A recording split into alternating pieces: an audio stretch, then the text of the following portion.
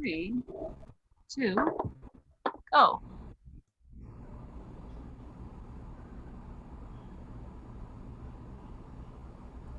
I think we're on. Good morning, everyone. Welcome to the February National Call for Moms of Black Boys United. Hopefully, you are all joining us via Zoom or Facebook Live across our public pages and in the Mob United group. We'll just start off this morning by sharing with you a quote from Sabrina Fulton. And this presentation, by the way, or I should say, this call this week is, or this month, is dedicated to Trayvon Martin and to Sabrina Fulton. There is no way you can get through the month of February without thinking about Trayvon. With his birthday just passing and the anniversary of his death quickly approaching, and this being Black History Month and everything that we have all gone through, I think Sabrina's quote is quite fitting, that people are realizing now that it's not just about African American rights, it's about human rights. We're all facing some sort of situation, and right now it's not just about us, it's about everyone who is being, oppressed and disenfranchised. And now we're on our mission and purpose. Is Tapelsha still on? Yes, I'm here. Okay.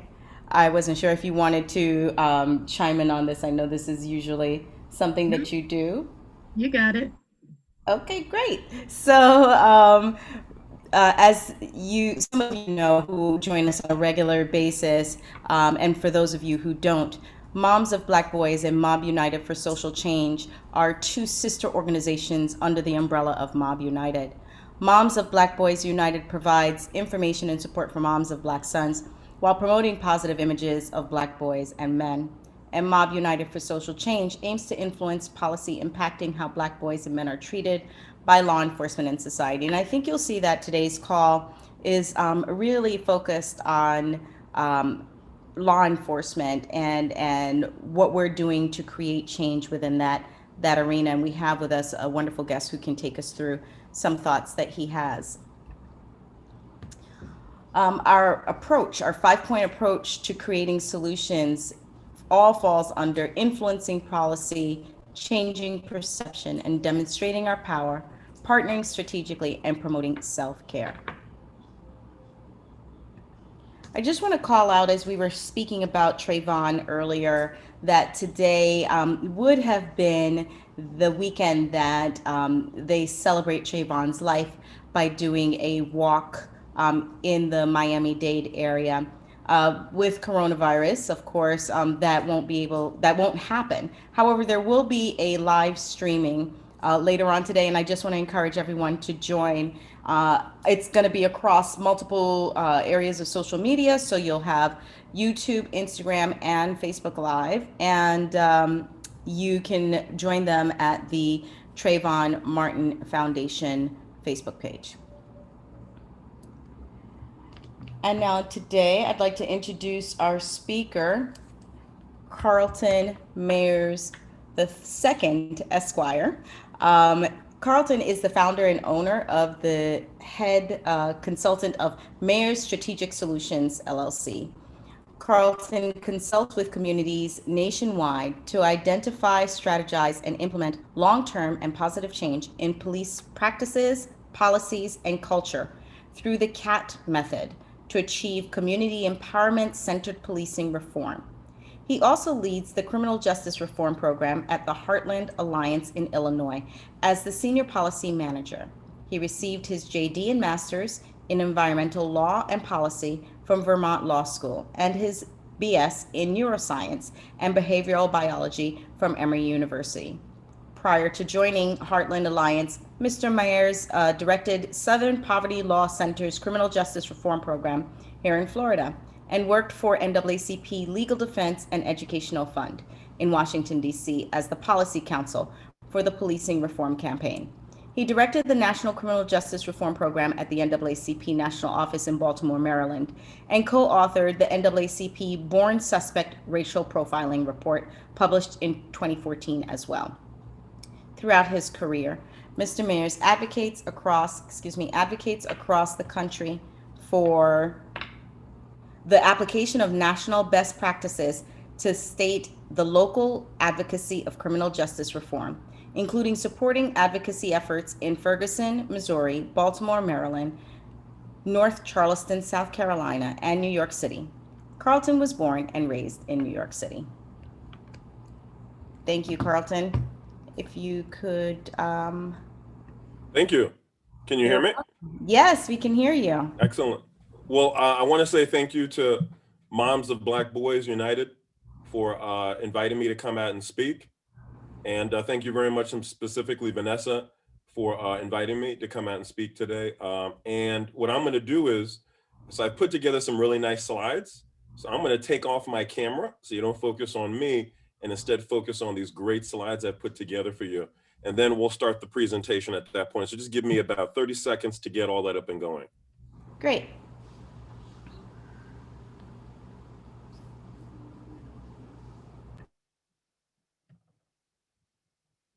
Can you see the slide? Yep. Yes, we can. Okay. Then there we go. Okay. So good morning, and thank you for allowing me the opportunity today to speak with you about community empowerment centered policing reform.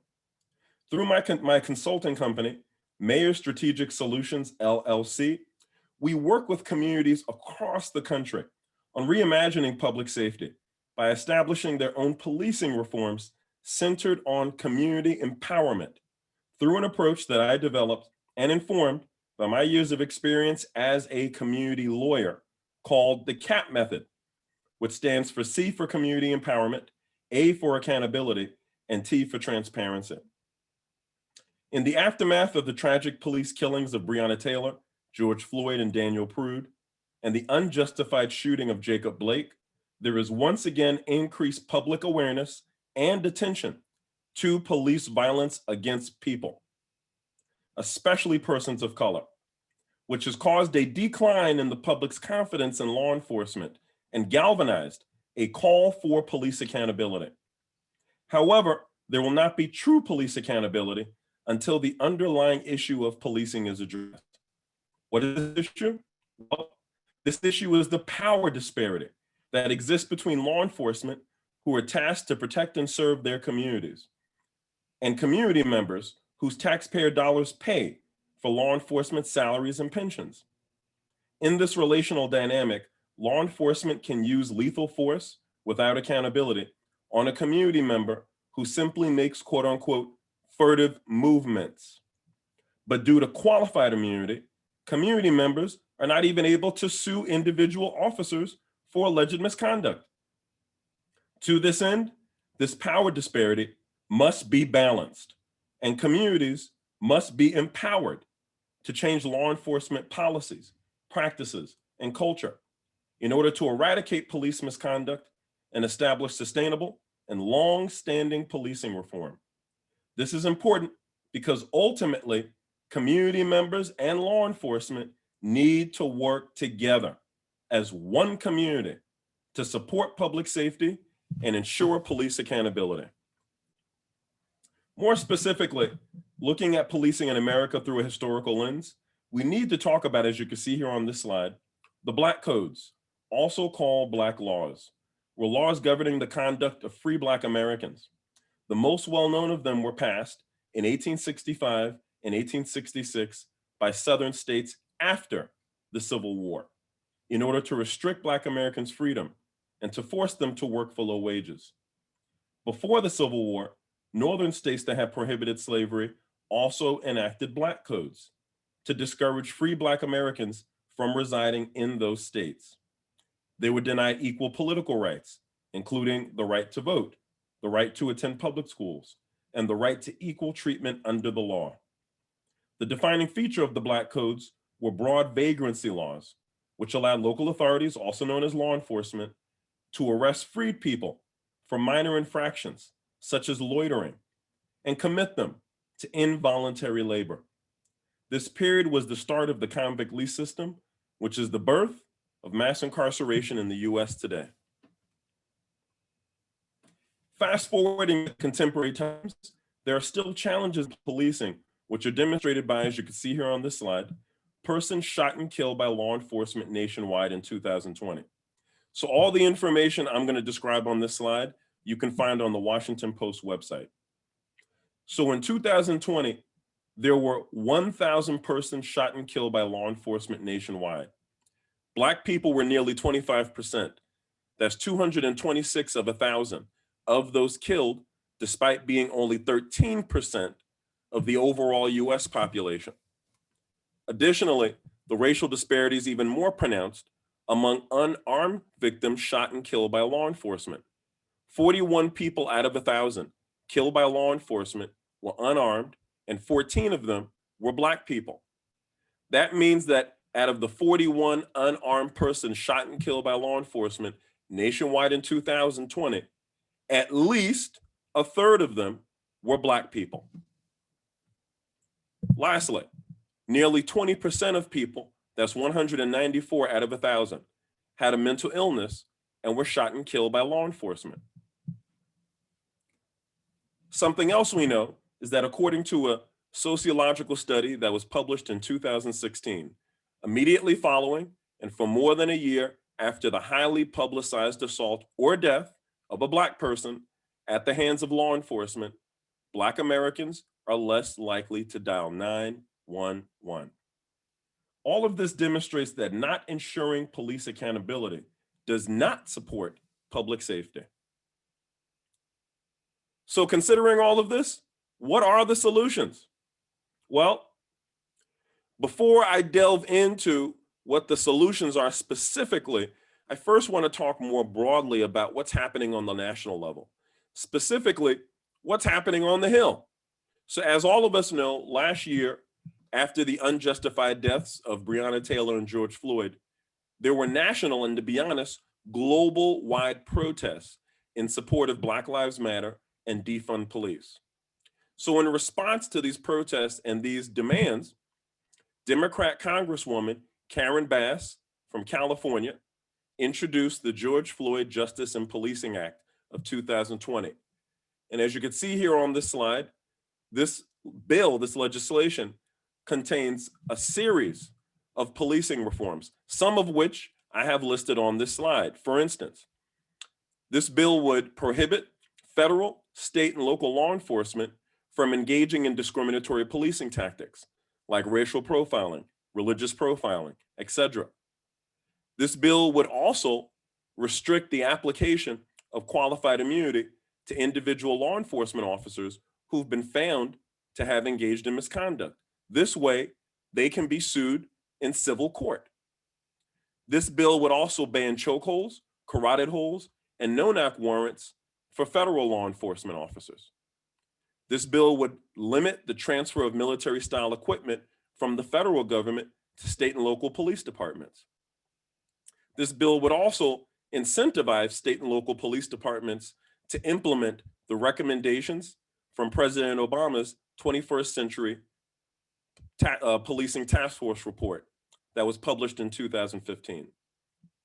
And this bill would create a national police misconduct registry that would include law enforcement officers who've been found to have engaged in misconduct and law enforcement officers who've been decertified or lost their license to be a law enforcement officer due to misconduct.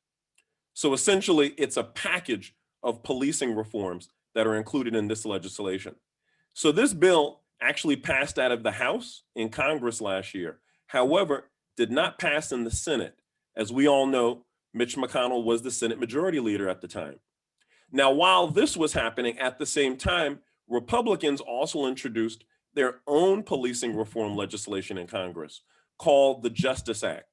And the Justice Act was introduced by Republican Senator Tim Scott from South Carolina and would improve and reform policing practices, accountability, and transparency through various incentives, such as funding for body-worn cameras and de-escalation training, and includes language from the Emmett Till anti-lynching bill to fund the investigation of Cole lynching cases. And so essentially, we have, and this bill, the Republican bill, didn't get any traction, but we now have two bills, one Republican, one Democrat, that are both meant to address policing reform. Now, the big difference with both of them is that the Democrats' bill, the Justice and Policing Act, is what I would call consist of carrots and sticks. So when I say carrots and sticks, carrots meaning incentives so that law enforcement will implement national evidence-based best practices on policing. So that could be giving law enforcement more money, giving them more resources through technology, et cetera. In addition to also providing them with sticks being disincentives, things that are going to discourage law enforcement from engaging in misconduct. It can also be limitations and restrictions. And so the Democrats' Justice and Policing Act contains both sticks and carrots, which is very much so different than the Republicans' legislation, the Justice Act, which only contains carrots. In other words, it only contains incentives to encourage law enforcement to implement national evidence-based practices. And so giving them more money, giving them more resources, and that's it. No restrictions, no sticks. So I just feel that this is important to highlight because now, as we all know, the Democrats are in control of both the House and the Senate and the White House with both Biden and Harris there. So these bills are going to come up again this year. And I do believe that something is going to pass. It could either be the Democrats' Justice and Policing Act that passes on its own, or it could be a combination of the Democrats and Republicans' legislation, a combination of it that might pass. But either way, I do believe that this year, some form of policing reform legislation is going to pass on the Hill, on the federal level. And that obviously is going to have a direct impact on state and local efforts on policing reform and public safety. So now, as we dig in deeper into what these solutions could be for public safety and policing reform, I just want to go back to what I said earlier when I first started, when I said that I, through my company, work with communities. And when I say communities, what I mean is community groups, community members, law enforcement, elected and appointed government officials, the news media, all of those different aspects of the community my company works with to reimagine public safety through community empowerment-centered policing reform.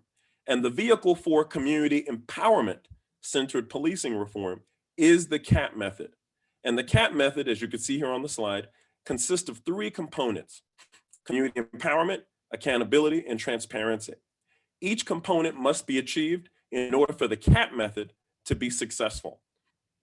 And so the first component, community empowerment, entails community members being involved in, having knowledge of, and having at least 50% voting power. I'm going to repeat that. At least 50% voting power over all police activities directly related to police-civilian interactions, like stops, arrests, searches, uses of force, military-style equipment, surveillance technology, the way that protests are handled, etc. Another important aspect of the community empowerment component is that those community members who are from those neighborhoods in the community where there's high levels of negative police interactions, like racial profiling, excessive use of force, sexual misconduct, etc. Those community members especially need to be involved in, need to have knowledge of, and need to have at least 50% voting power over all police activities that are directly related to police-civilian interactions. And the reason for this is because these are the community members who don't have a choice when it comes to dealing with negative police interactions. That's their community, that's their neighborhood, that's their zip code. And they have to deal with that every day. If it's they themselves personally dealing with it, if it's somebody they know dealing with it, or if it's even them hearing about or seeing somebody else dealing with it. All of that is a part of their lived experience. And so because of that, essentially, these specific community members are the ones who have their fingers on the pulse on if community police relations are really improving or not. And so a good example of this is, like, for instance, if we're talking about the city of Ferguson, where Mike Brown was from, we're not talking about wards 1 and 2, which is also the part of Ferguson. We're talking about Ward 3, where Mike Brown is from and where Mike Brown was killed. If we're talking about Chicago, we're not talking about the North Side. We're talking about the South Side and the West Side, which are the areas that were highlighted in the US Department of Justice's pattern of practice investigation of the Chicago Police Department. So the next component of the C.A.T method is accountability. And accountability involves creating an inhospitable environment for law enforcement officers who engage in misconduct through both internal and external accountability mechanisms working together. And so when I say an internal accountability mechanism, I mean one that is within a police department, like an early intervention system. This allows supervisors to monitor the conduct of their rank and file officers. So that way, to make sure that they're adhering to departmental trainings and policies. And if they're not, to then intervene through remedial training, through counseling, and if the circumstances call for it, to then advance the situation to disciplinary action that can ultimately result in the suspension or termination of the officer. Now, an external accountability mechanism is one that's outside of the police department, like a civilian oversight authority. A good example of this is a civilian complaint review board that has both investigatory powers and disciplinary powers.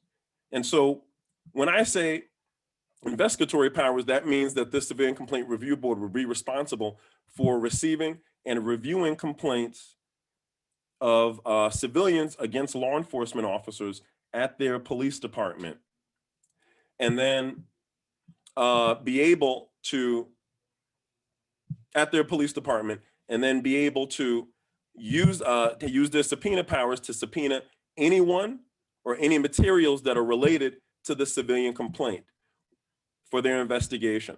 And then as a result of their investigation, if they found that that officer did engage in misconduct, they can then advance disciplinary action through that could ultimately result in the suspension or termination of the officer. And so last but not least is the transparency component. Now, typically transparency is defined as law enforcement agencies being above board with their community about their police activities. A good example is public reporting of use of force data, public reporting of traffic stop data, et cetera. I actually believe that that speaks more to accountability than it does transparency, because in order to solve a problem, you have to first know what the problem is. And in order to hold a law enforcement agency or a law enforcement officer accountable, you have to first have the data. You have to have the evidence showing that they actually engaged in misconduct. And so I think that speaks more to accountability. So how I define transparency is more globally as the interconnectedness and coordination amongst what I call the 4 aspects of the community, which you're going to see listed on the next slide here. So first we have law enforcement. So this consists of the sheriff's office, state and local police department, et cetera. Then we have government officials, and this is both appointed and elected government officials. Then we have community members. So the community members consist of community-based organizations, direct service providers, directly impacted individuals, et cetera. And then last but not least, we have the press, the news media. Now, this is the aspect that typically is not included when we're talking about policing reform and what those efforts should look like. Even though the press, the news media has a significant impact on accountability, especially when we look at the way that the news media depicts victims of police brutality and police violence compared to law enforcement officers who victimize community members. And so all 4 of these aspects would work together through interconnectedness and coordination to have that level of clarity amongst each other. So that way they can work together to support public safety and ensure police accountability through more so proactive rather than reactive strategies. So now what I would like to do is run through an illustration of applying the C.A.T method to a very important issue in municipalities and police departments and communities all across the country right now. And that's body-worn cameras. I'm sure all of you know that almost every police department, if they haven't already done so, is has equipped most of their officers, if not all of them, with body-worn cameras. And so this is a big issue that's ongoing, and there's a lot of different perspectives on it, but I want to make sure to apply the C.A.T method for you so you can get a sense of how the C.A.T method works. But before I do that, I also want to emphasize some more points about the C.A.T method. So for instance, I want to emphasize that the C.A.T method, it's not a cure-all solution for policing reform and public safety. Instead, it's a contributing factor for those solutions. So what that means is that the C.A.T method contributes to the solution by not telling communities what the solution is, but instead asking them what solutions they want to see in their individual communities, because they live in those communities. They know those communities. They know what the problems are. They know what the solutions are. So it's not about telling them, oh, body-worn cameras is the solution for your community. It's about having engagement, having dialogue, and having decision-making authority on what those needs are and how best to address them for that particular community. Now, the C.A.T method is flexible and adaptive and can apply to community policing, for instance, that approach to policing reform. It can apply to divestment from police, which is another approach to policing reform. It could also apply to defund police, which is once again another approach to policing reform. Or the C.A.T method could apply to none of them and instead apply to something very different. You know, we talk about reimagining public safety into something different. And the reason why this is important is because public safety and policing reform, these are not black and white issues, all right? These are gray area issues that at the end of the day, there's no clear distinction on, well, this solution works here, and so therefore it's gonna work in all these other cities and all these other communities around the country. This is all human interaction, all right? Human interaction is very much so, more so gray area than it is black and white. And we have to understand that in order to find solutions to gray area problems, we're gonna have to have gray area solutions. So something that's broad, flexible, and adaptive that allows community members to custom tailor it to their individual needs. And, and so this speaks to the idea of policing reform and public safety, not being like a one size fits all thing. And so therefore policing reforms cannot be a one size fits all approach.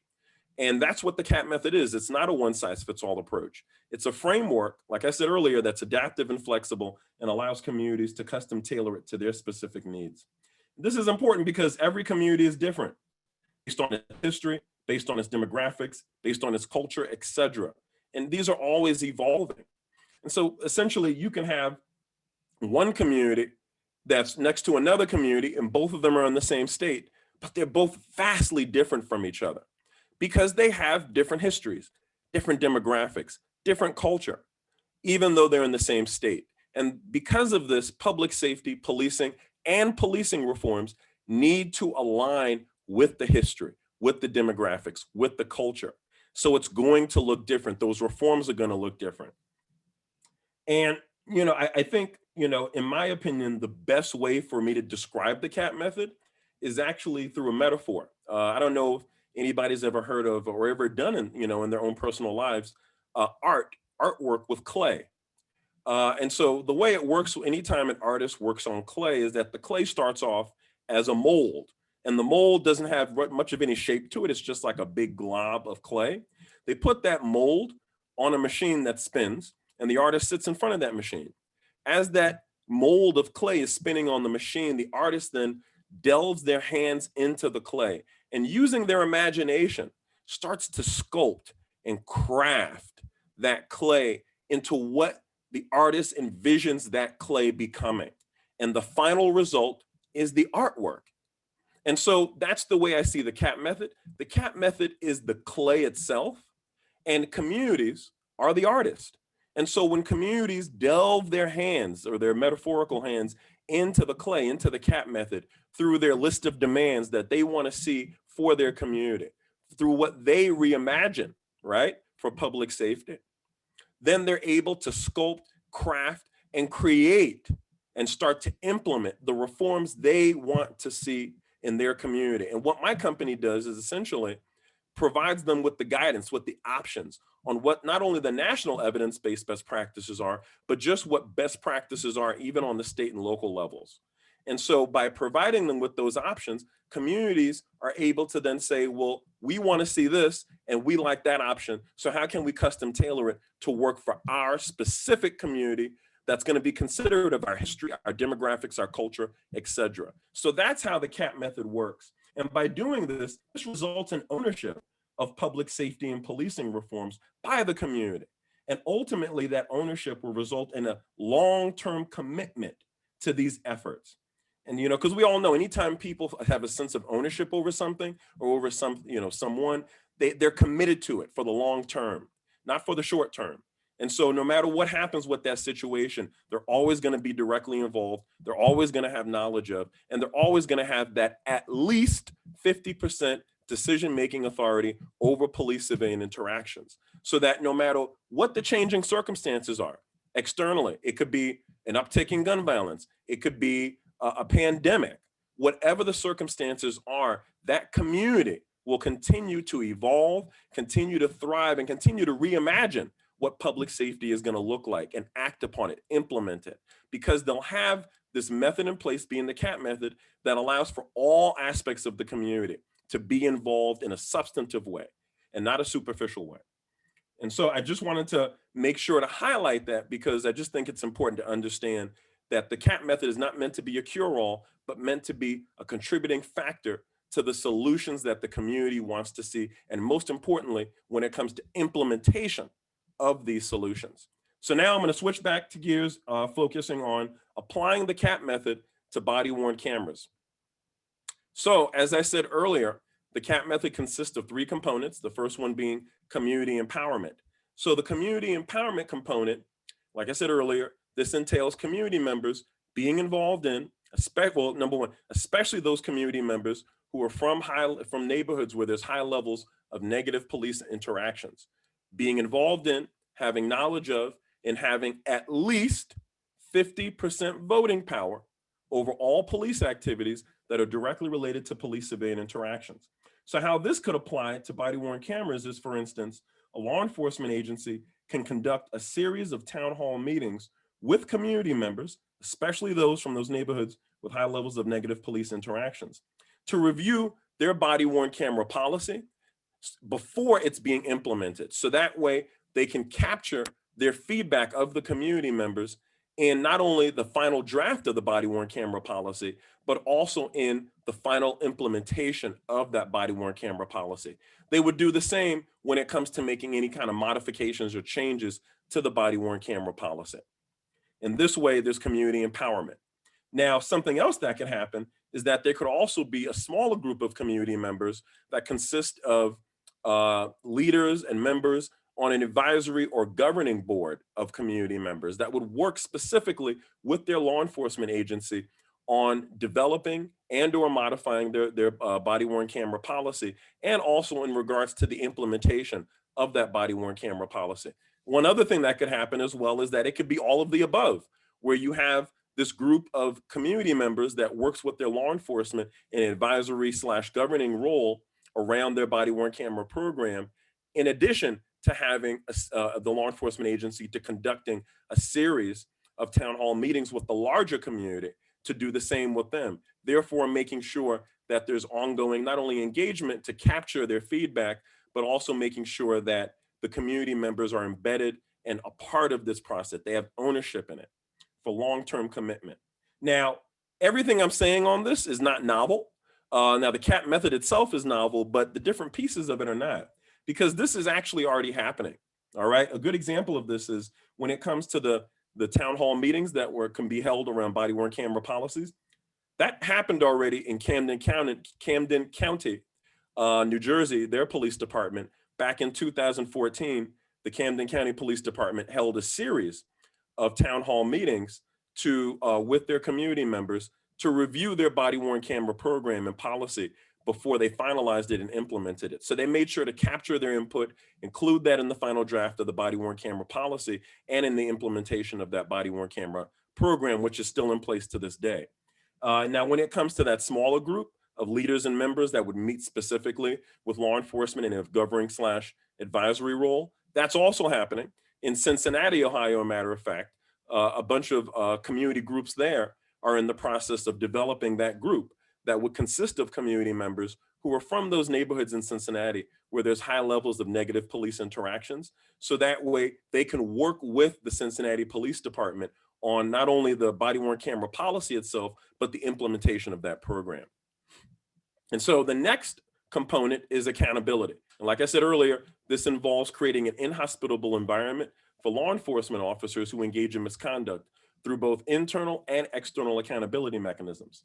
So an example of this could be, for instance, for an internal meeting within the police department accountability mechanism to require that all supervisors within law enforcement agencies do random reviews of the body-worn camera video and audio footage of their rank and file officers. This way, making sure that if their rank and file officers are actually reporting to the supervisors on everything that's happening during their patrols, especially if there's been misconduct. Because if they didn't report out on it and the supervisor sees it in the body-worn camera footage, then that rank and file officer will be held liable for not reporting it to them in a timely fashion. Now that's an internal within the police department accountability mechanism. So now one that could be external, meaning outside of the police department accountability mechanism, could be, for instance, a civilian oversight authority, like I mentioned earlier, like a civilian complaint review board, that would have the power to review body-worn camera audio and video footage of officer-involved critical incidents. So officer-involved critical incidents are essentially any kind of officer-involved deaths, officer-involved shootings, any kind of incident like that is considered an officer-involved critical incident. And so this has actually already been done in regards to this piece in Milwaukee, Wisconsin, for instance. Their civilian oversight authority, called their Fire and Police Commission, has this authority and actually has a lot of power, so much power that they demoted the Milwaukee Police Department's police chief last year. So it's considered one of the most powerful civilian oversight authorities in the country.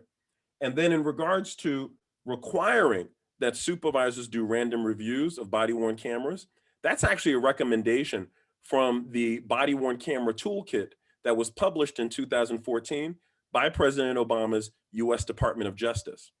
And how that has actually become a reality is that right now, just going back to Cincinnati, Ohio, that group I talked about, that of community members that will be playing an advisory/governing role with the Cincinnati Police Department, that group is actually also looking at doing a joint random review of body-worn camera footage with supervisors at the Cincinnati Police Department. So this way, community members are going to be able to receive education and be informed on how body-worn cameras are viewed, how accountability can be applied to body-worn cameras, usage, so on and so forth. So like I said, none of this stuff is novel. It's happening. It's just that it has not been brought together in a model and a framework that community members can use for their individual communities. And then last but not least, the last component is transparency.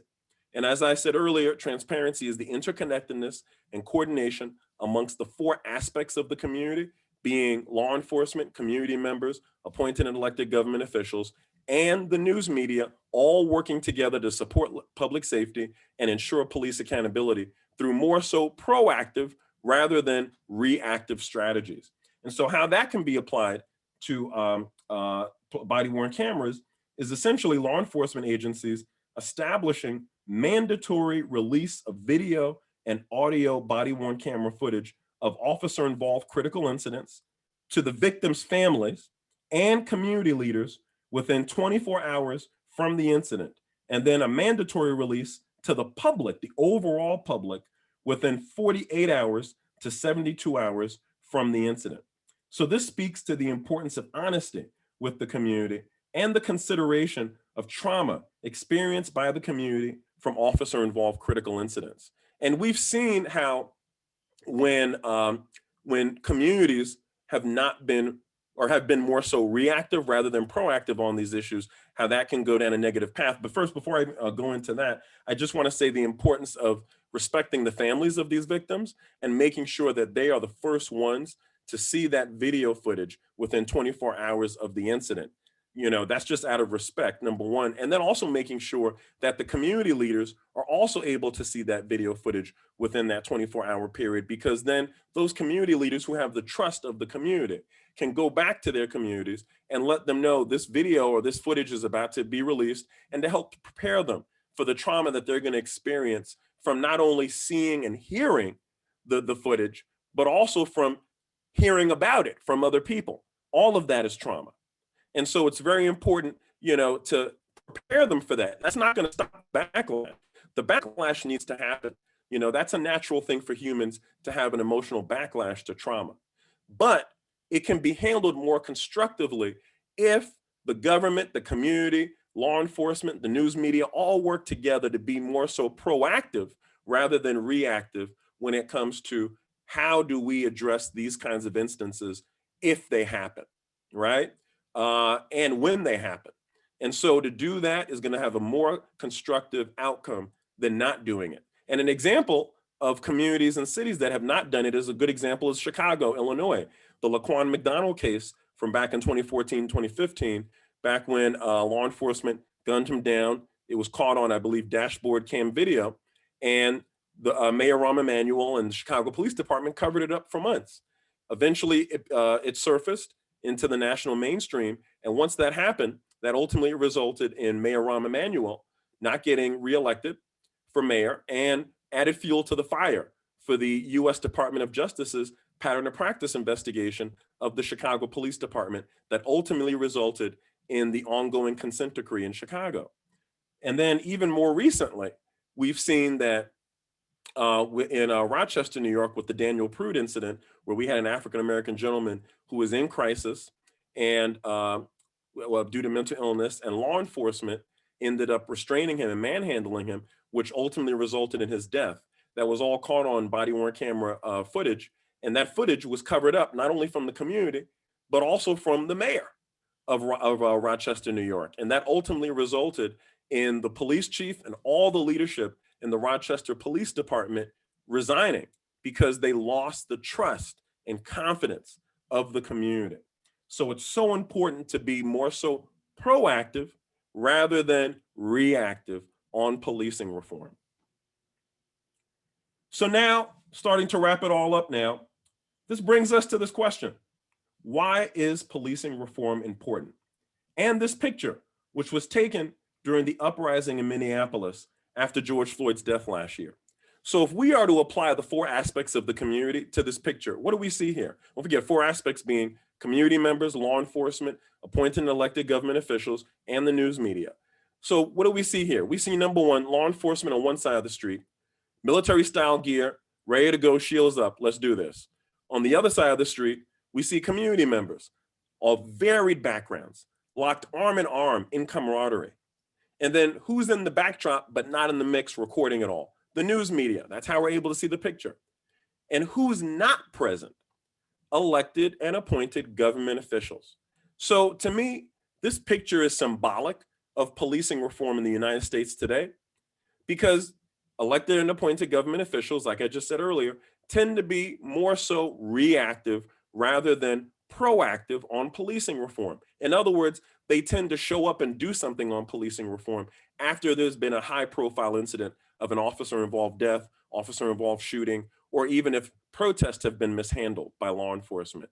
Instead of showing up before that happens and trying to, if not only prevent those instances, to at least make sure that there's safeguards in place so that if those instances do happen, this is how they can be handled in a constructive fashion. So this is a pivotal time for our nation in terms of policing.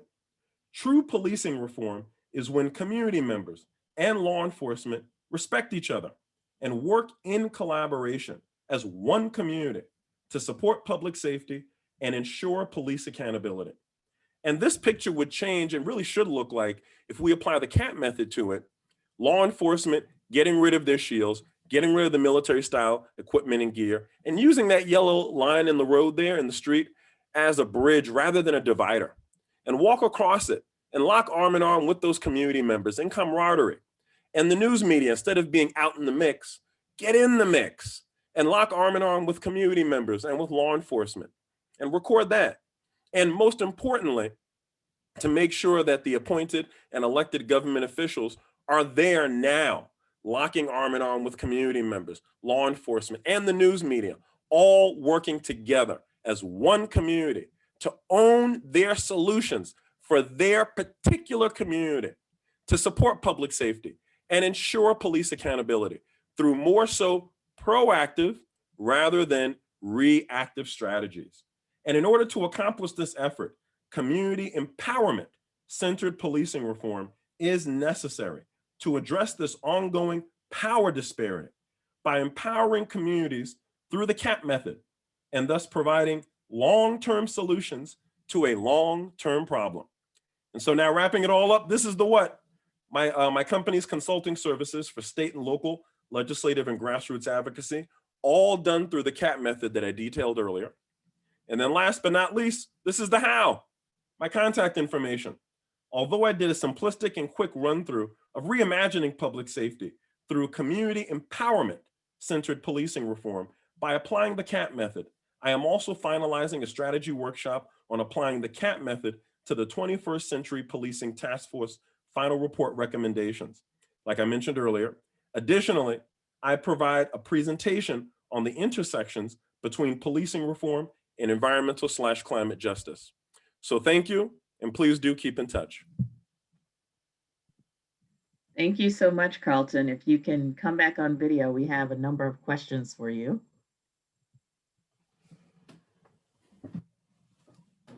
So first of all, this information was invaluable, very rich and thought-provoking and interesting.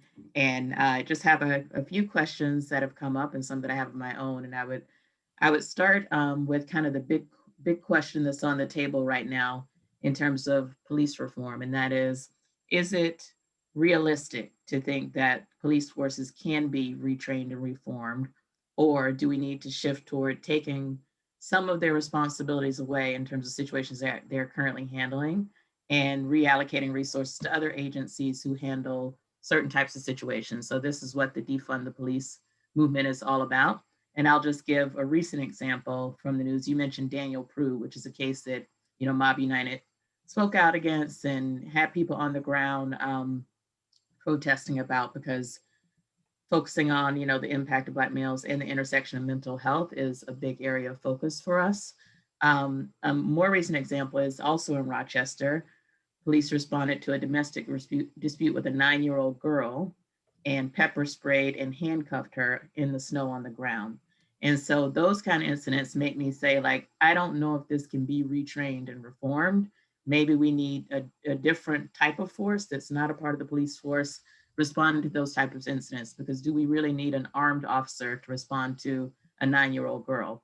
So I just want to ask you the big question on your thoughts on, the conversation has kind of shifted to defunding the police and reallocating resources and taking away some of those responsibilities. And I would love to hear your thoughts on that. Yeah, and so there was a lot there, but what I would say is, so I actually think I agree with everything that was said.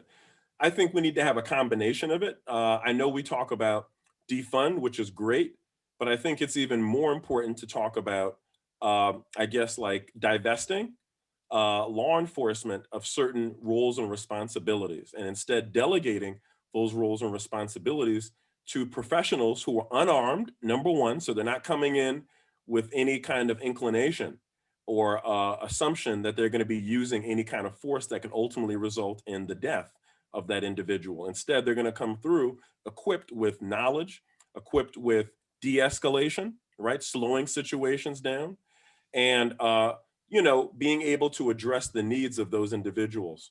Now, this not only applies to people that are in crisis due to mental illness, due to substance abuse and addiction. It also applies to the homeless population. It also applies to engaging with young people. It also applies to just wellness checks, right? Which I think ties a bit into what happened in Rochester, New York.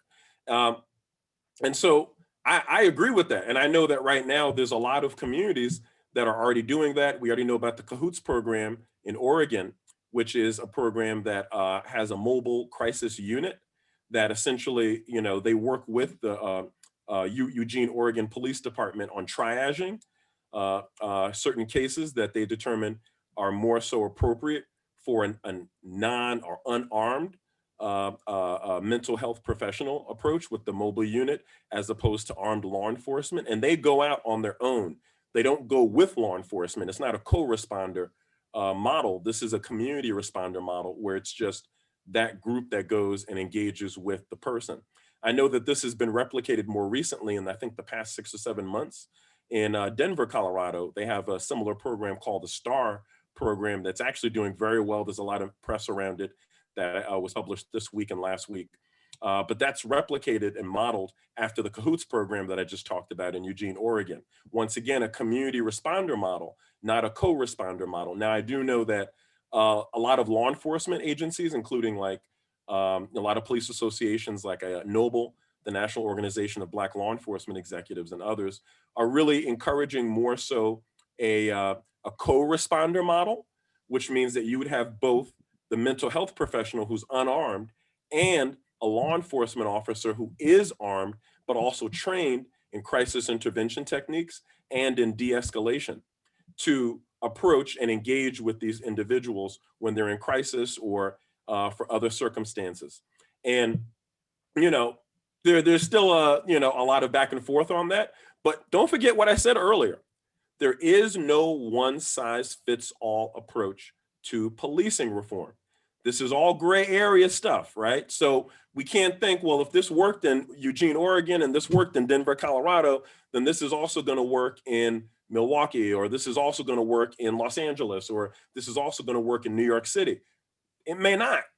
And the main reason being that all of those cities have their own individual histories, demographics, culture, et cetera, that all need to align with policing reform efforts. And so, I just want to caution people that just because a program is working very well in one municipality doesn't mean that it can be replicated in another. You might be able to do something like it, but you might have to do it differently because it needs to align with that place. And then, so I just want to just say that, so I agree with it, but I just want to put that cautionary idea and sentiment out there that we also need to understand that it may not work in other jurisdictions because of the history, the demographics, the culture, and that they might have to do something different. Now, in regards to training, I would say that, in my opinion, I think that there needs to be more law enforcement officer trainings, especially those that involve like implicit bias, use of force training, de-escalation, cultural sensitivity, crisis intervention,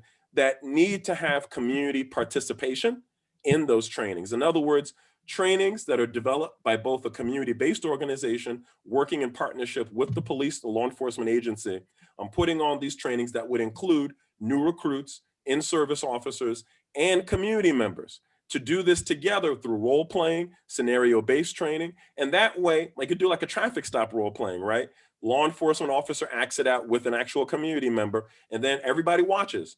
And then they can talk about it, have an open, candid discussion where community members can understand more so where law enforcement's coming from when they engage with them like that. But it also opens the opportunity for law enforcement to hear back from community members on how they could do it differently and do it better so that community members don't feel targeted and harassed.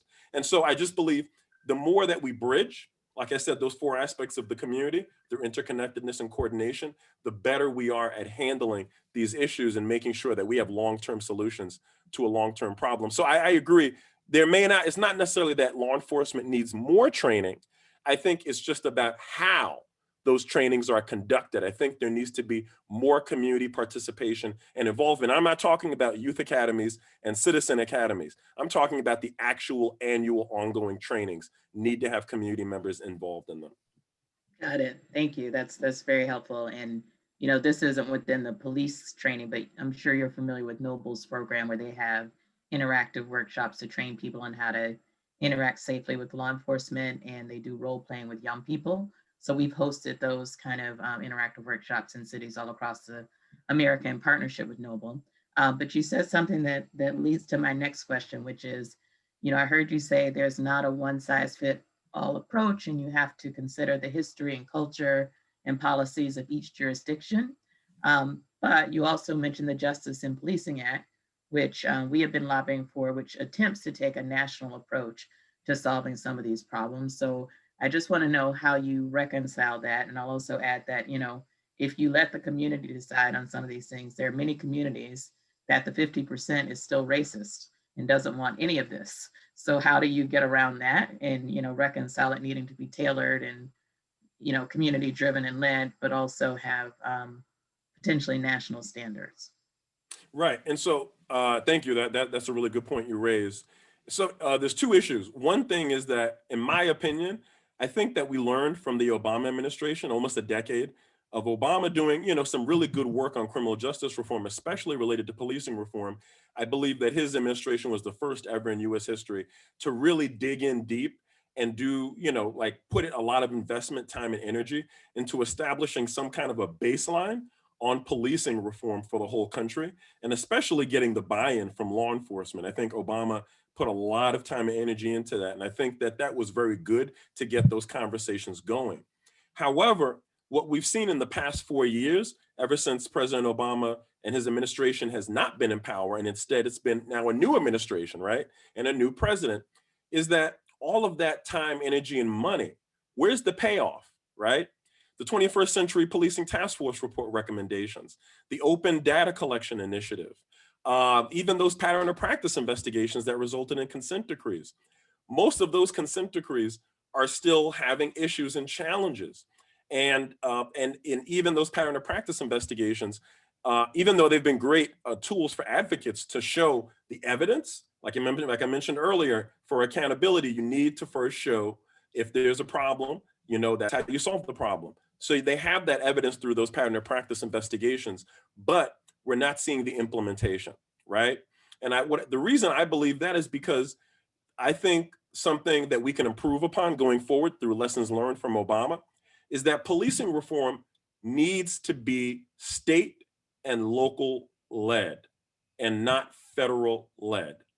I think it's important for federal advocacy. I think it's important to establish national standards, but I don't think that that's going to be the end all. I don't think that's going to be what's going to have a substantial impact or effectuate change that we want to see on policing reform.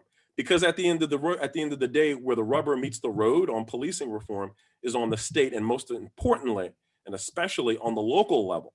And so you could have national standards, but on the state and local level, they just might say, well, we don't want to adhere to it. And unless somebody's tracking them and actually able to hold them accountable and call them out, guess what?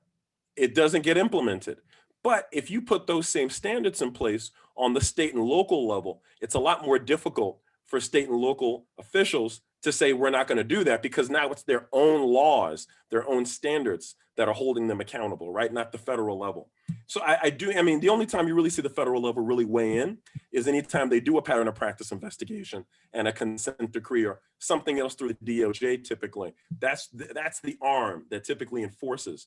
And the DOJ is limited. They can only do but so much with but so many communities and municipalities. So it's so important that this work needs to be led by the state and local groups and state and local advocacy efforts, not as much by federal. I think federal is important. We still need to have that, but it doesn't need to be what's leading this work in this campaign.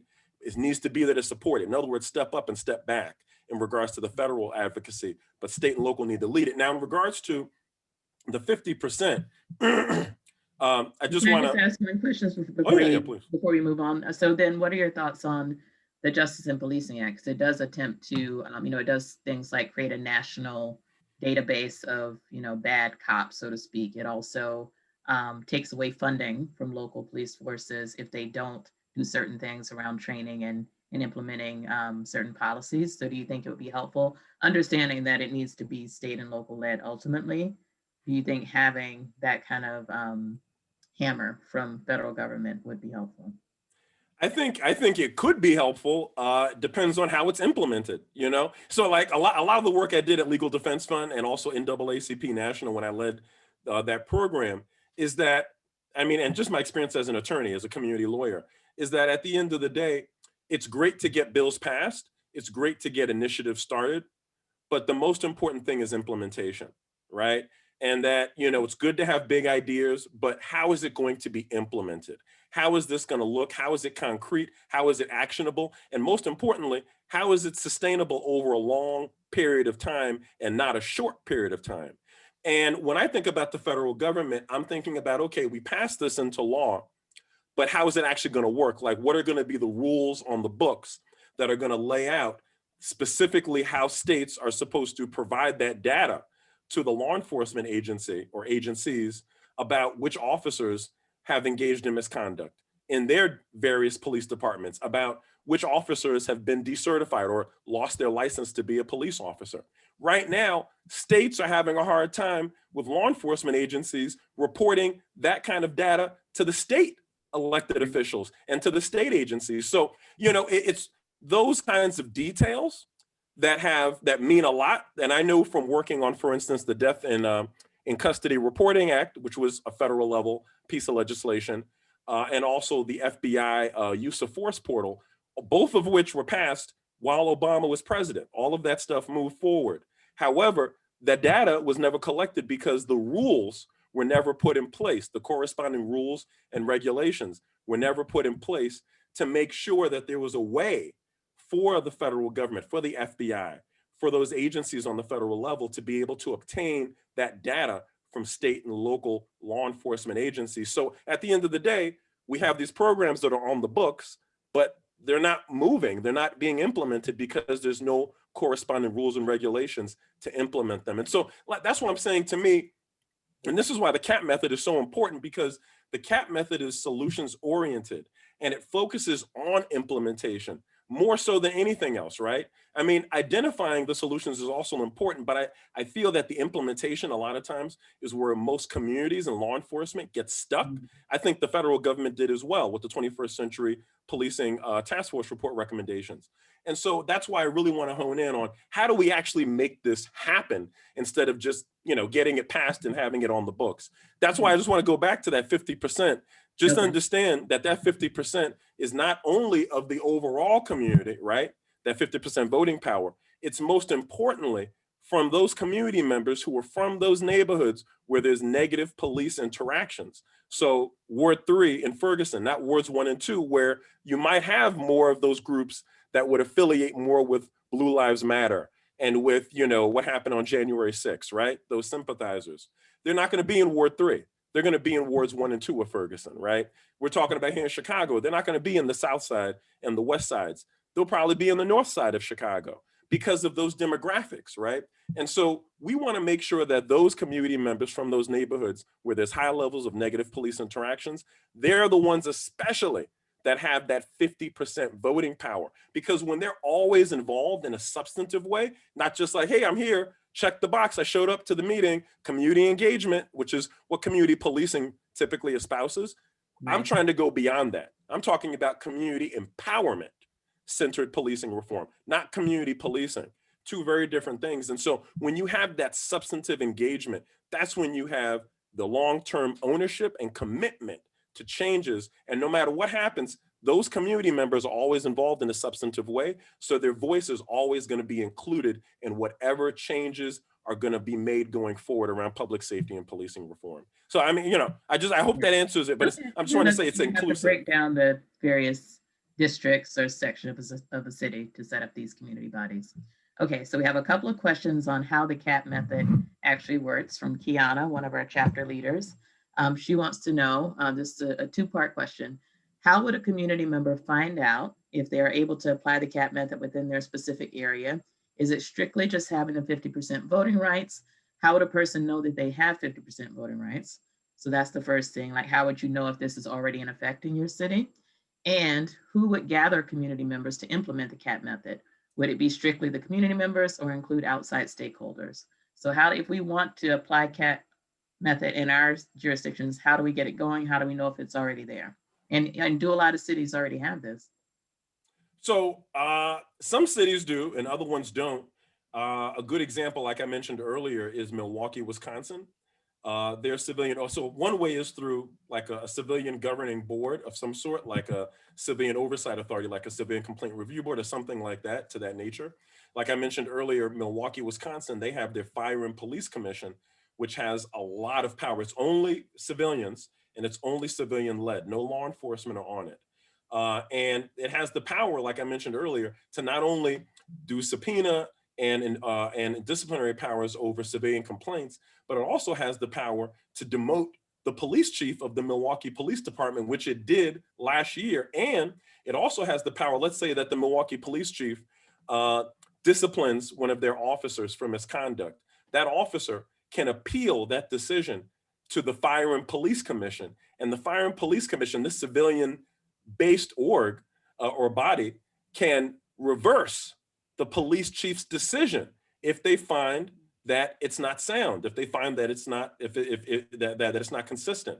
And so, I mean, that's an example of one community. Now, what they did in Milwaukee is that they had codified the power of the Fire and Police Commission into their local ordinance. And so they actually have a law on the books in Milwaukee, a local law that says that the Fire and Police Commission has these powers, right? Now that could also happen. You could have a local ordinance that can say something similar in regards to the way that town hall meetings with law enforcement have to be conducted as it relates to, like I said earlier, reviewing body worn camera policy, reviewing a use of force policy, reviewing civilian complaint review board. You know, all of this stuff can get done on the local level. And what I would recommend is, number one, you want to try to get things, make them into law, because when it's law, it's concrete, it's there for the long term. And that way, you know, you can hold elected officials, you can hold your law enforcement accountable to it. And so you always want to try to make it into law. But before it's made into law, you can also, depending on your law enforcement agency, some of them have very amicable relationships with their communities. You can also just start up an initiative with them where you literally just are like, hey, we want to do it this way. We've worked with you on these in the past. Would you be willing to give us at least 50% voting power on these specific types of decisions related to public safety? There are police departments that are willing to do that. I know that, for instance, in Tucson, Arizona, which is a red state, we all know that's Trump country, the Tucson Police Department has actually, for the past 3 years, they've been, what I would say is, already implementing community empowerment centered policing reforms. For example, they don't have one civilian oversight authority, they have 4 civilian oversight authorities that essentially function in relation to different aspects of the Tucson Police Department's activities. For instance, they have one that focuses just on providing input on the hiring and promotions of law enforcement officers at that police department. They have 2 that focus on reviewing civilian complaints, specifically one that focuses on reviewing use of force complaints, and another one that's just overall civilian complaints. And then they have a 4th one that does like a complete review of the police department on a regular basis to see if there's any patterns of certain kinds of conduct or certain kinds of patterns that can be changed for better policing, for more professionalization and modernization of law enforcement, and also to improve community police relations. And so, I mean, like I said, none of this is new. This is already happening. It's just a matter of how do you go about doing it, which is going to vary. Like I said earlier, every community is different. And so some communities, you can work with your law enforcement without having to get a law on the books initially to just get this work up and going. Like I mentioned, Tucson started out with doing that.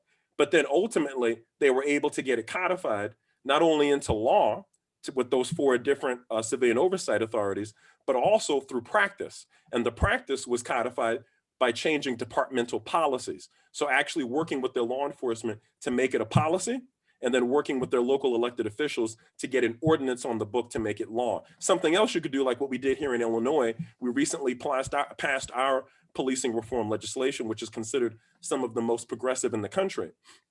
And what we did here is we worked with our state elected officials on making sure that, especially the Black Legislative Black Caucus members who were leading that effort, to make sure that that was all included in the language. And so now we actually have language on the books that speaks to community empowerment. And so, you know, it's all about at least starting by working with who you can. And even if you, let's say you don't have an amicable law enforcement, still working within your community to see how you can push forward those initiatives with the resources within the community. A lot of communities have a lot of resources, like we were talking about earlier, when it comes to crisis intervention, where you don't need to rely on law enforcement. You could do that on your own. And that's actually how the Cahoots program got started. They actually started that initiative outside of, separate from the Eugene Police Department. They would just respond to these instances, and the community members, the businesses, community members had their phone number. So when those instances came up, they would just call them directly and they would show up with the mobile unit. Eventually, the Eugene Police Department started catching on and seeing the benefits of the program. And that's when they brought them in to the, not into the police department, but they formed a contract with them. So that way they can triage through their dispatcher on calls that come in, so that it will go to the unit if they feel that law enforcement should be involved, and then law enforcement if they feel that law enforcement should be involved. So, you know, I'm just saying that we can see examples of how this has evolved from just being a community initiative to being community members and law enforcement working together, which if that's appropriate for that community, they can do that. Or other communities may not want to have law enforcement involved at all and just stick to the original model of just having community members contact the mobile unit or some kind of a unit for those particular type of circumstances. So, you know, I'm just saying that none of this is novel. Like, this has been going on for decades now. It's just that we haven't seen it all brought together in a framework that makes sense and that can be custom tailored to any community. Got it. Very helpful. So I have so many questions. We're going to run out of time. We're going to have you come back another time. Yeah. Just on the Tucson example, I don't know the racial dynamics in Tucson, but it's hard for me to imagine that the police willingly gave up power to people of color. So I'm guessing that it's a more homogeneous community. Well, so you're right. You're right about, at least in regards to African Americans, there's not going to be as large of a number in that population as there are, for instance, the Latinx community, or even, for instance, possibly even the Native American, First Nation community. And so, however, I'll be honest with you, I've been in touch with African Americans who live in Tucson and who are also members of NAACP. So they're very active in this work on the ground. And their opinion, they've told me that Tucson PD is actually doing a good job at this. And it's not perfect, okay? Like, they're not saying it's perfect, but they're at least trying, okay? And I think that's a big thing when you have a law enforcement department and a police chief who's actually trying to work with their community, not just saying they are, but actually, like I said, implementation is the key. They're actually implementing programs and working with them. So I agree with you. I do believe that the Tucson Police Department is not perfect. I myself believe that there's certain things that they can do to be more in line with community empowerment-centered policing reform, especially focusing on what we talked about a little earlier, being that 50% voting power, right?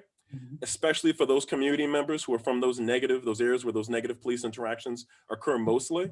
And I think that's an area where they still have room for improvement. And I see them moving in that direction, but they're not quite there yet. Unlike Milwaukee, Wisconsin, with their Fire and Police Commission, which in my opinion, they have more than 50% voting power, right? If they have the power to demote their police chief, they pretty much have almost 100% voting power, if not 100% voting power. So, you know, it really just comes down to your community and the dynamics of it and what the relationship is with you and your lawmakers, your police department, and with your other community, your network of community resources, to determine what is the best way to apply the C.A.T method to our community. Regardless, even if you do it separate from law enforcement, you're still going to have to work with them, right? You're still going to have some kind of communication with them on how things are being handled, even if it's you having your own mobile unit separate from them. So it's just all a matter of how do we have that interconnectedness and coordination and level of clarity amongst each other. And I agree with you. Like, I do believe Tucson is not perfect, but I also see where the strengths of the Milwaukee Fire and Police Commission, how that can be a lessons learned for the Tucson Police Department to move more in that direction. So there is more voting power. Well, you just walked into the next question, which is from Ricky on Zoom.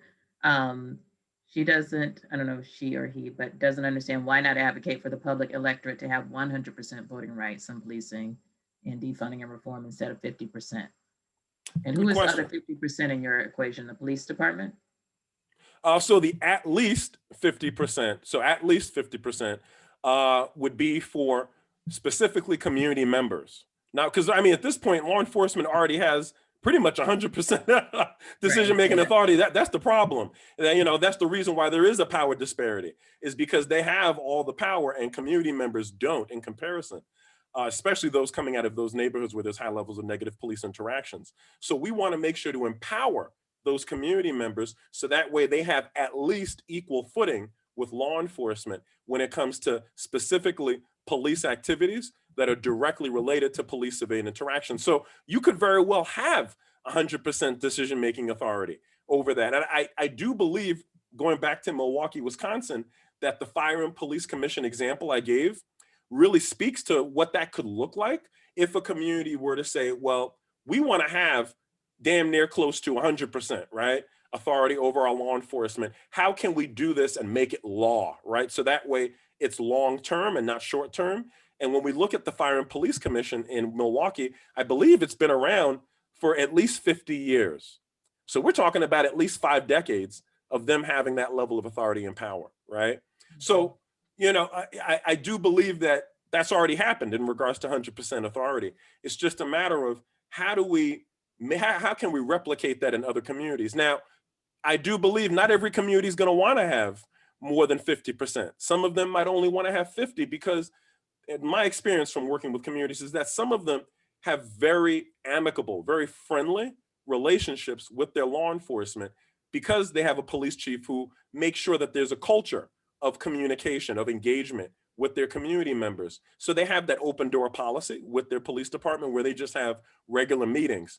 So they may not want to have more than 50% because they feel that we're already doing well with the way things are, but we do want to have at least 50% voting power. So that's why I said I want to leave that room for flexibility, right? And adaptability so that community members can work with their law enforcement, their media, their elected officials to figure out what's the best fit for us considering our circumstances, our history, our demographics, our culture, and our relationship, right?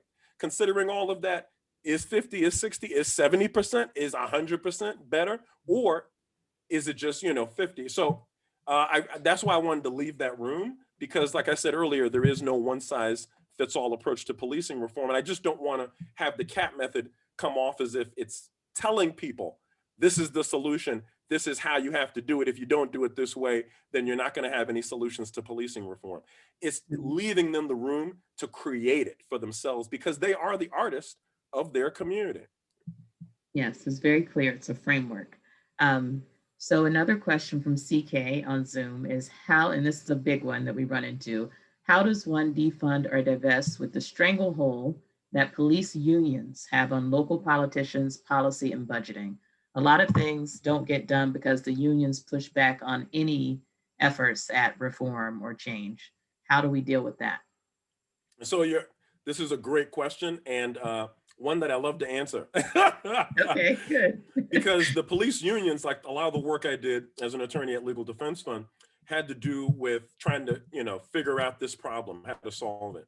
And based off the work I did at Legal Defense Fund in Ferguson and in Baltimore, working on those consent decrees, and also the work I did at NAACP National and in Florida at Southern Poverty Law Center, something that I've learned over the years is that there's a lot of different ways to try to undo the power of police unions as it relates to policing reform.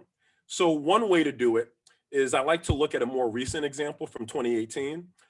There's a group in Austin, Texas called the Austin Justice Coalition. And they're a community-based organization that essentially worked with their local elected officials over the years to, number one, make sure that they could be present during the negotiations of the police union contract, right? And this is for rank and file officers, because you could also have union contracts for supervisors and union contracts for police chiefs. So I'm talking specifically about union contracts for rank and file officers. So their local elected officials, who are their champions, so these are the people we can vote in and that we can vote out. That's our power of accountability in a democracy.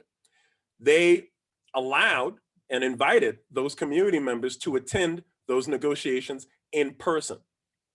Then the next go around, they then pushed their elected officials to allow them to have a seat at the table to negotiate the police union contract, while the police union and the police department were also at the table. They said yes to that. And when they came to the table, the police department, the Austin Police Department and the union walked away from the negotiations, which is, what we would expect, right? However, after about a year of this, they came back to the table and they ended up for the first time in Austin, Texas, actually, maybe even the first time in US history, but definitely in Austin, Texas's history, that you have community members who negotiated the provisions of that police union contract, especially as it relates to investigations of police misconduct, especially as it relates to discipline of law enforcement, especially as it relates to disciplinary records of law enforcement. So that's huge, right? Because that's empowerment, right? When you actually have the community members from those communities that are directly impacted by negative police interactions now at the table negotiating. So that was that union contract passed or whatever, it was signed off in 2018, which is only 3 years ago. So there's already a model of this being done. And right now, the Austin Justice Coalition has been working with other groups to try to replicate that model in other jurisdictions and municipalities around the country. So, I mean, there's other examples as well of how police union contracts can be undone. So that way we can have true community empowerment and actually get this done the right way. But that's just one example I wanted to give, is what's happened in Austin, Texas. Once again, Texas, I know it's becoming a purple state, but it still is a red state and still is Trump country.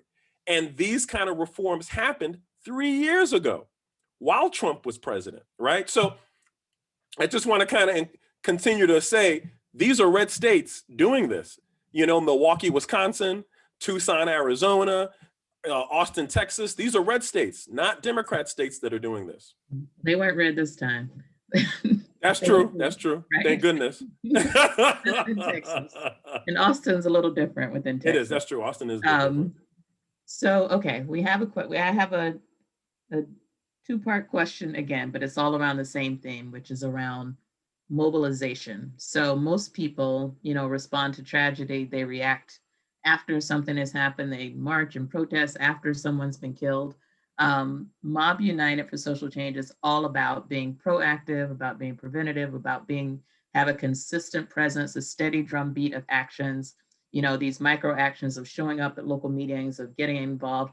We absolutely aspire to be involved and have a seat at the table at police union negotiations. But how do you mobilize our communities who are most impacted by these things to do that, to have the consistent presence, to show up not just when there's tragedy, but on an ongoing basis? And the second part of that someone asked is, how do you empower people who feel or who actually are disenfranchised and not welcome to engage? They don't feel welcome to show up.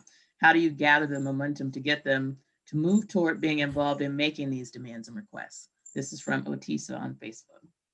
Excellent question. And that's actually the majority of the work I've done in my career has really been around mobilization. And so, in my opinion, there's a lot of different ways to do it. But when we're talking about those communities where there's high levels of negative police interactions, because of that intergenerational trauma that's ongoing, a lot of those community members don't have much of any hope or faith that policing is going to change. That's just the way they see it. And so they don't want to even engage in the process because they don't think it's going to result in any kind of effectuation of change for desired outcomes. So typically, the work I've done with communities across the country has been to, number one, I think it's important to have town hall meetings. And I say town hall meetings, I mean town hall meetings without law enforcement being present. These are town hall meetings that would only occur amongst community members. They would be the only ones invited, and allow them a safe space to be able to tell their story to the larger group of the community. So something we did when I was at Legal Defense Fund, we did a lot of work on the North Charleston, South Carolina, on the Walter Scott case after he was killed and gunned down back in 2015. There was a video, African-American gentleman running away, officer shot him in the back.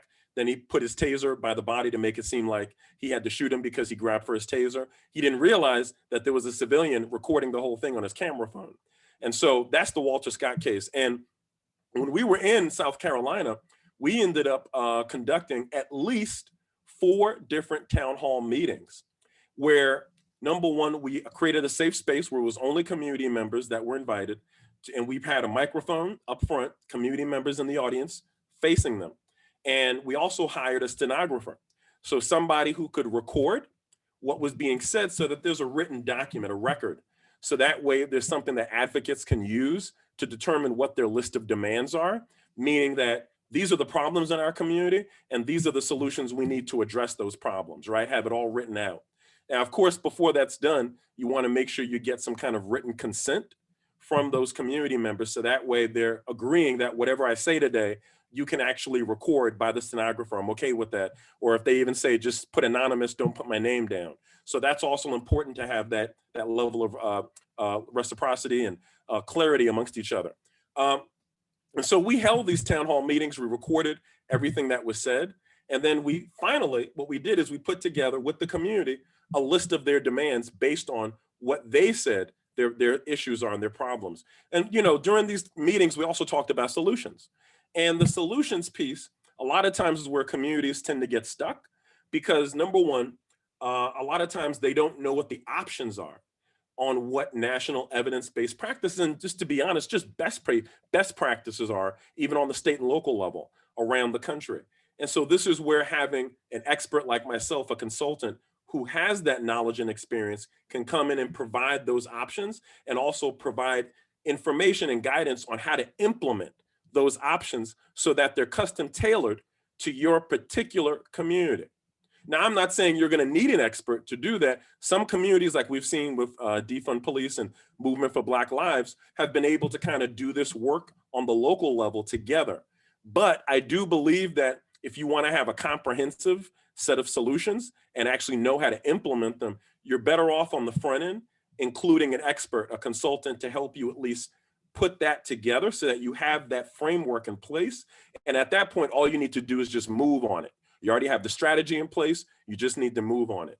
And so I believe that that's the key to mobilization, is to first meet, right? Have these town hall meetings that are a safe place and try to make sure that you're able to record whatever's being said at these meetings in a way where you're being respectful to community members, making sure that they're okay with you recording it. And if they want their names mentioned or if they want it to be anonymous. Once you do that and you meet with them about the problems, then meet about solutions.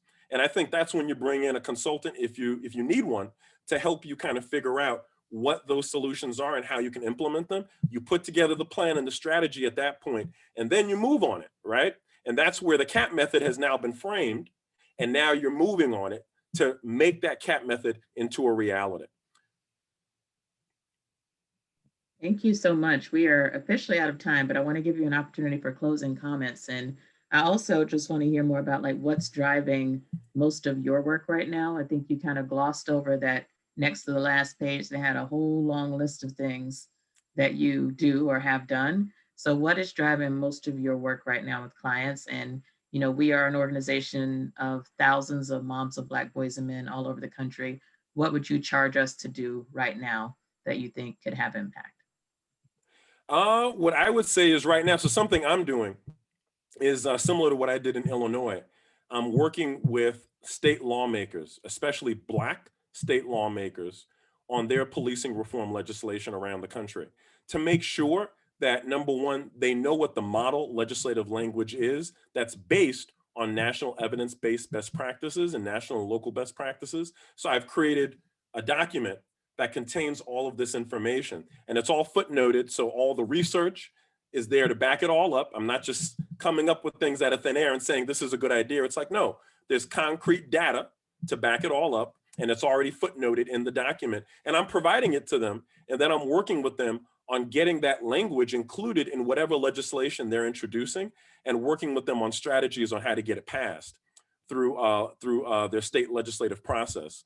So that's one thing I'm doing, because you remember, like I said earlier, in my opinion at this point, lessons learned from the Obama administration is that we really need policing reform work to be led by the state and local efforts rather than more so by the federal efforts. So I'm really honing in on what is it that we can do right now to support those lawmakers on the state and local levels that need help at codifying, this language, making it concrete, long-term language in law that will allow us to have policing reforms for the long term and not the short term. So that's one thing I'm doing. And I think it's important, I think, for MOB to also continue to focus on the federal work, because we need that. We need the federal advocacy to come through. We need those accomplishments.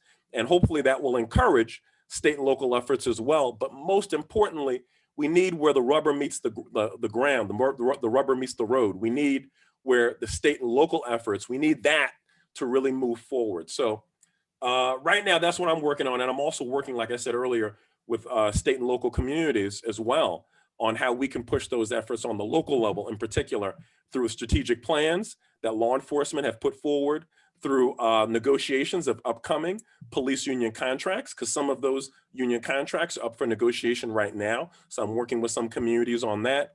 And even when it comes to departmental policies, you know, some law enforcement agencies want to also change their policies to become more professionalized and modernized. And that's what community empowerment is all about: professionalizing and modernizing law enforcement to improve community police relations. And so I'm working on all of those different efforts in various degrees. But number one for me right now, because right now most states are having their legislative sessions, is working with those state lawmakers to get these laws on the books, to get this language on the books. Because once it's there, that's when, going back to the last question, we can start to mobilize, right?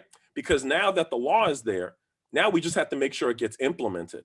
So then we can start to push forward on the C.A.T method and make sure that it's implemented for long-term solutions to a long-term problem. That is awesome. And I definitely want to stay in touch and follow up with you. Mob United actually has a major nationwide initiative around model legislation at the state level going. We're not quite ready to announce it yet, but we're working with a law firm. So I ask everyone to stay tuned about that, and we'll follow up with you to talk about it more. But thank you so much. This has really been an amazing, rich conversation, and we would love to have you back to continue the conversation as these issues evolve. And everyone, please come back next month, second Saturday. We have a very special guest speaker for Women's History Month who will be announcing shortly. But thank you so much, Carlton, and have a great weekend, everyone. Thank you very much, and I look forward to working with Mob United. Absolutely. Keep up the good work. Amazing what you've been doing. Thank you. Thank you. You as well, all of you. Yes. All right. Bye-bye. Okay, take care. Take care.